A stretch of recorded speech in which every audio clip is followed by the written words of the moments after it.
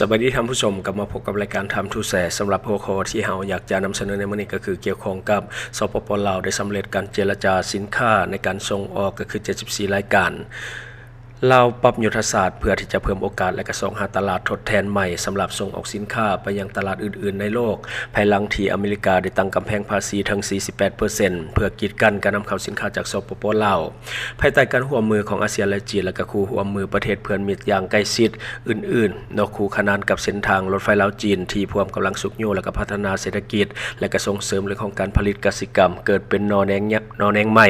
อย่างฟดฟื้นและก็ขณะที่สปป.ลาวได้ประกาศว่าประสบความสำเร็จในเรื่องของการเจรจาเปิดตลาดส่งออกผลผลิตทางกสิกรรมกับบรรดาประเทศคู่ค้าสำคัญโดยเฉพาะสปป.จีนสปป.เวียดนามและก็ราชอาณาจักรไทย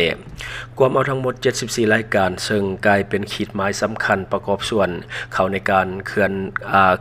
ขับเคลื่อนการพัฒนาเศรษฐกิจสังคมและก็ยกปริมาณคุณภาพของการผลิตและก็สร้างเวียกเหตุงานทำให้กับมีความเข้มแข็งภายในและก็ภาคพื้นหลายขึ้นอาเซียนมีประชากรรวมกันทั้งหมดประมาณ600ล้านคนออกขึ้นชื่อว่าเป็นของเขตหนึ่งที่มีอารยธรรมอุดมสมบูรณ์กับความหลากหลายของชนชาติชนเผ่าและก็มีวัฒนธรรมฮิตของประเพณีอันดีงามมีความสามัคคีเป็นปึกแผ่นการดำรงชีวิตอยู่ร่วมกันอย่างสงบสุขและก็บ่มักแทรกแซงเรื่องของกิจการภายในของประเทศอื่นๆตลอด57ปีผ่านมาอาเซียนได้รับการสร้างตั้งขึ้นเห็นว่าการพัฒนาเศรษฐกิจสังคมมีบัตรก้าวใหม่และการพัฒนาพื้นฐานโครงสร้างเสริมโยงเสริมจอดกันอย่างว่องไวยิ่งขึ้นการพัวพันกันร่วมมือกับต่างประเทศอ้อมข้างและกับเพื่อนมิตรสากลทั่วโลกแน่นแฟนยิ่งขึ้นเช่นกันปัจจุบันนี้ถึงแม้ว่ามีสภาพการความขัดแย้งและก็เรื่องของเศรษฐกิจในโลกส่งผลกระทบต่ออาเซียนโดยตรงทางอ้อมเช่นความขัดแย้งในเรื่องของสงครามการค้าสงครามภาษีและก็ห่วงโซ่การผลิตสินค้าและก็ห่วงโซ่เรื่องของการสนองติดขัดเงินเฟ้อก็มีท่าเอียงที่จะเพิ่มขึ้นและการขยายตัวทางด้านเศรษฐกิจก็มีท่าเอียงที่จะลดลงแต่ในตัวจริงแล้วอาเซียนยังรักษาได้เสถียรภาพด้านการเมืองความสามัคคีและก็มูลเชื้ออันดีงามจึงเหตุให้เศรษฐกิจอาเซียนได้รับแรงโยโน้นจากประเทศอ้อมข้างและก็ประเทศเพื่อนมิตรที่เป็นเพื่อนมิตรเป็นอย่างดีโดยเฉพาะบรรยากาศการค้าขายการลงทุนและการไปมาหาสู่กันดีขึ้นแบบเก่าๆโดยเฉพาะบรรยากาศการค้าขายการลงทุนและการไปมาหาสู่กันระหว่างอาเซียนกับจีนมีความฟดฟื้นหลายถ้าเทียบกับของเขตอื่นๆในโลกเห็นได้จากอาเซียนและจีนยังคงแซมคู่ค้าอันดับหนึ่งของจีนอย่างแน่นเหนียวได้แซงหน้าของ EU และก็อเมริกาไปแล้วโดยเพียงแต่มาเดียวหรือไตรมาสทำอิฐของปี 2025มูลค่าการค้าทั้งสองส่วนทั้งจีนและอาเซียนบรรลุถึง$330 ดอลลาร์สหรัฐล่าสุดระหว่างกองประชุมสมัยสามัญเทื่อที่9ของสภาสุดที่9ในวันที่10มิถุนายนปี 2025ท่านลิ้นคำดวงสวรรค์รัฐมนตรีกระทรวงเกษตรกรรมและสิ่งแวดล้อมได้ขึ้นรายงานและก็ตอบคำถามซักถามของบรรดาสมาชิกสภาแห่งชาติว่าประเทศเฮาได้สำเร็จการเจรจาเปิดตลาดส่งออกสินค้าเกษตรกรรมกับบรรดาประเทศคู่ค้าต่างๆแล้วโดยเฉพาะประเทศสปป.จีนและก็สปป.เวียดนามและราชอาณาจักรไทยซึ่งรวมเอาทั้งหมด74รายการของสินค้าในนั้นผลเด่นที่สุดก็คือพวกเฮาได้ส่งออกมักม่วงไปสปป.จีนในเดือนพฤษภาคมปี 2025 ที่ผ่านมาจำนวน90ต้นและก็คาดว่าจะส่งออกมักม่วงไปยังสปป.จีนให้ได้ 1,500 ต้นภายในปี 2025และก็จะส่งออก 15,000 ต้นภายในปี 2026ได้มีการส่งเสริมการเลี้ยงปลาสวายน้ำจืดและก็สร้างตั้งโรงงานปรุงแต่งปลาสวายอยู่แขวงจำปาสักปัจจุบันได้เริ่มต้นในการส่งออกไปยังประเทศจีน400กว่าต้นคาดว่าสามารถส่งออกให้ได้ถึง 6,000 ต้นภายในปีนี้และภายในปี 2026จะส่งออกให้บรรลุถึง 20,000 ต้นพร้อมเดียวกันนี้พวกเฮายังได้ส่งออกมันต้นและก็มักโมและก็กระเกียมที่จะส่งมักมี่มักถั่วเหลืองและก็อื่นๆอีกหลายรายการในอนาคตอันไกลนี้สำหรับการส่งออกสินค้าไปยังอาเซียนก็ผลเด่นเช่นเดียวกันพวกเฮาได้กระเกียมส่งออกเข้าไปประเทศบรูไนปัจจุบันพวกเฮาได้มีการส่งออกทดลองแล้วนอกจากนี้ยังมีกาแฟและก็หมากไม้อบแห้งจำนวนหนึ่งส่วนในประเทศไทยหรือว่าราชอาณาจักรไทยและเวียดนาม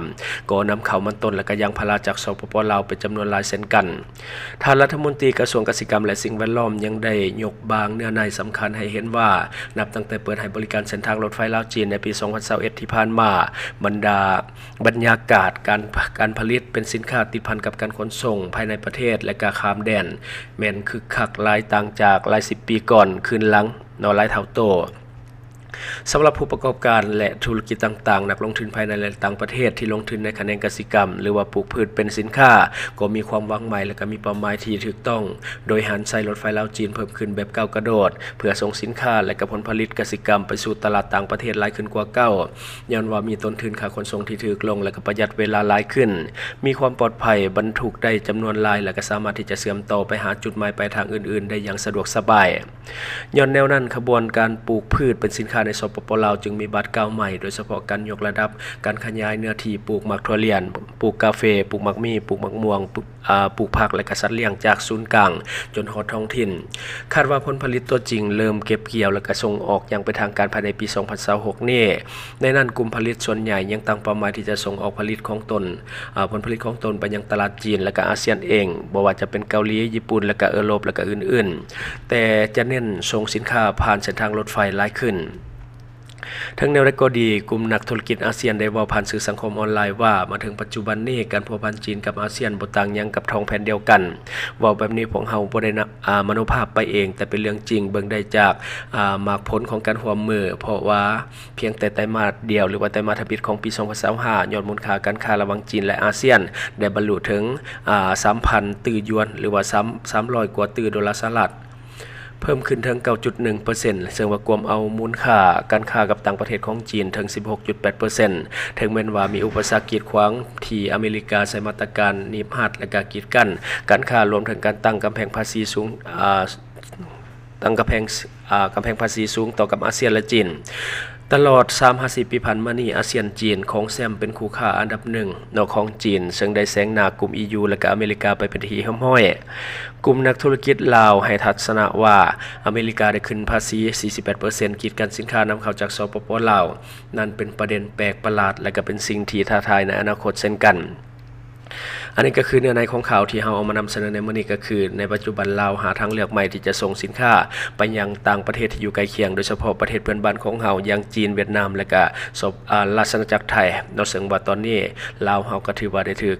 ตั้งกำแพงภาษีถึง 48% จากอเมริกาบ่สามารถที่จะส่งออกไปได้กระทบการค้าระหว่างประเทศเต็มๆนอกแต่ว่าลาวเฮาก็ต้องได้ดิ้นรนหาตลาดใหม่ในการระบายสินค้าออกไปซึ่งว่าจะส่งไปบ่ไกลหลายก็คือเพื่อนบ้านของเราที่ว่ามีชายแดนติดจอดกันซึ่งว่ามันสะดวกสบายโดยเฉพาะการส่งไปยังประเทศจีนยิ่งสะดวกสบายยิ่งขึ้นในปัจจุบันเพราะว่ามีเส้นทางรถไฟลาวจีนตั้งแต่นครหลวงเวียงจันทน์จนเข้าไปฮอดคูนเมียงของประเทศจีนเนาะซึ่งว่าสะดวกสบายหลายในปัจจุบันเนาะอันนี้ก็คือในข่าวที่เฮาเอามาเล่าในมื้อนี้หวังว่าท่านจะได้รับสาระดีๆสำหรับท่านที่ว่าเบิ่งรายการเฮาอยู่คิดเห็นจะได้กับสิ่งที่ว่านำเสนอไปก็อย่าลืมฝากไว้ภายใต้คอมเมนต์ของเฮาและข้าพเจ้าจะเข้าไปอ่านด้วยตนเองและอย่าลืมให้กำลังใจทีมงานของพวกเฮาโดยการกดติดตามช่องขอขอบใจบริษัทเพชรสุขมิไซเจริญทรัพย์จำกัดผู้เดียวบริการก่อสร้างครบวงจรหับสำรวจพื้นที่ก่อสร้างและให้คำปรึกษาโครงการหับออกแบบโครงการต่างๆทั้งแบบ 2D และ 3D การบริการคิดไล่และการประเมินโครงการก่อสร้างหับเป็นที่ปรึกษาโครงการก่อสร้างต่างๆสำหรับท่านใดที่สนใจอยากใช้บริการกับบริษัทเพชรสุขมิไซเจริญทรัพย์จำกัดผู้เดียวสามารถติดต่อที่เบอร์ 02055662255 หรือ 02077776451 หรือท่านจะเข้าไปเบิ่งผลงานที่ผ่านมาของบริษัทพวกเฮาได้ที่แฟนเพจบริษัท PSMC จำกัด